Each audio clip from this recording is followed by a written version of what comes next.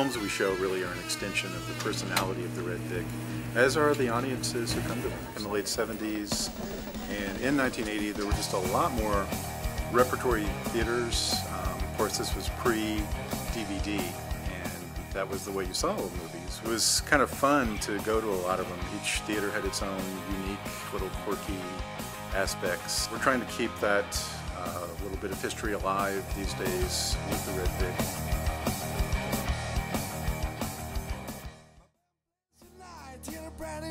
I started working at the Red Vic back in 1980 officially, but the process for starting the theater actually started back in 1979. And starting a movie theater seemed like a good idea at the time. It really was Brad Reed's idea. He was the one who came up with it. And I have to say, had we known 30 years later that it would still be going, we wouldn't have believed it.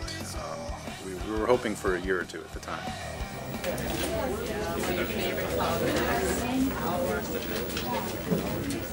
We actually spent the first 10 years of our existence down the street in another building that was also not a movie theater. It had been a grocery store, and we were involved in that redesign to turn it into a sort of movie theater. And then after 10 years of experience, we lost our lease, which was a rather traumatic experience at the time.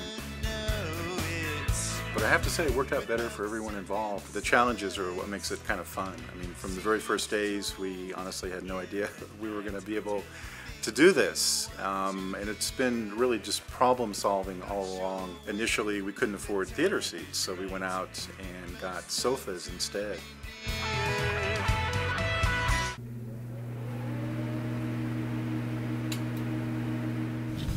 The 4 people in the collective currently: Claudia, Sam, Susie, myself. That's really the key to the Red Vic. I think that's what makes this place work.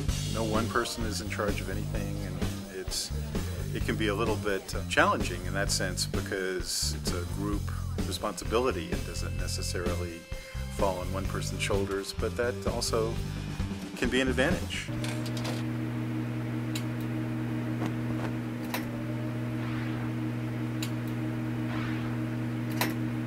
Working at the Red Vic, well, honestly, what's not to like?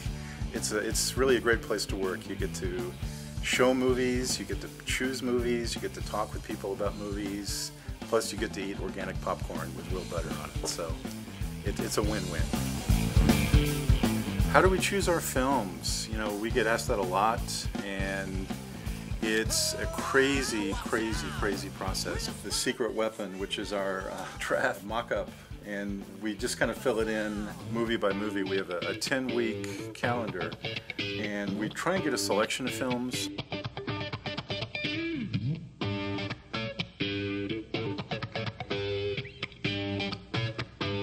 We just kind of get in and make recommendations, and other people shoot them down, and then we go back and come up with more recommendations, and it's really the collective process in action.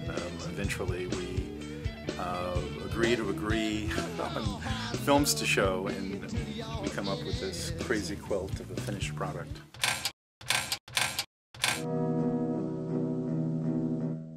There actually are fewer places you need to go to these days to book films. Back in the 80s, they would be all over, and you would have to do some weird little research projects, and you might talk to a guy in LA who has a print in his garage that he would let you play or wouldn't let you play. Nowadays, with the internet, it's way easier. Google and sites like IMDb make it much easier.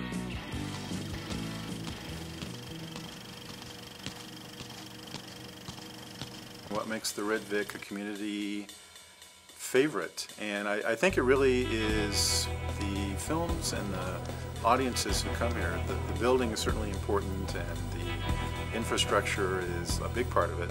But it's really the films we play. We have something that we call a Red Vic film.